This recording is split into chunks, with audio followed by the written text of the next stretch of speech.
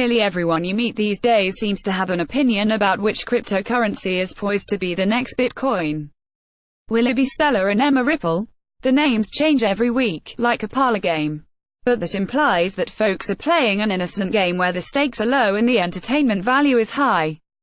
Unfortunately, recent surveys indicate that the cryptocurrency craze is anything but harmless.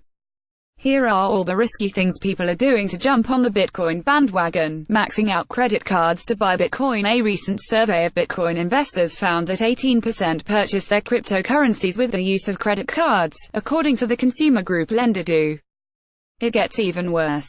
Of those investors that used credit cards to purchase Bitcoin, 22% had not paid off their card balances. What's more, 70% argue that the interest they're paying on that credit card debt is worth the price of owning Bitcoin. Even more concerning, 88% of the survey respondents say they plan to pay off their credit card by selling their Bitcoins. In other words, to free themselves from their cryptocurrency-induced credit card debt, these investors have to see the value of Bitcoin rise considerably, since they're also likely looking for investment gains. Of course, these investors are ignoring one big thing, the significant risk that Bitcoin could fall in price, which it has, dropping almost in half since its peak in December. With the average credit card April at 16.67%, borrowing $5,000 to buy Bitcoin could add potentially thousands of dollars in debt if they're paying back the credit card bill with monthly minimums while awaiting that Bitcoin to boom.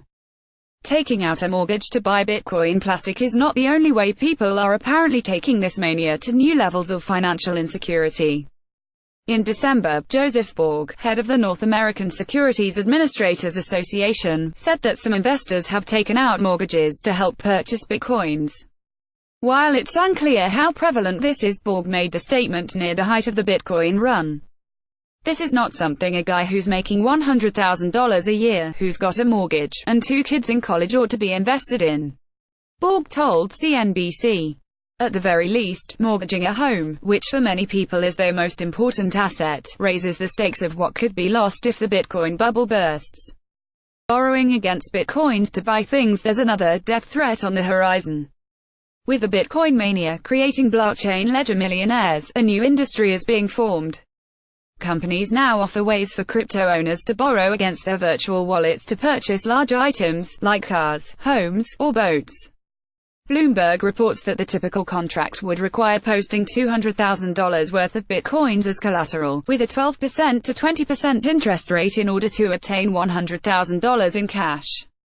Banks have by and large stayed away from this sort of lending, leaving the risk to new financial startups. And that could be another risk to this type of arrangement.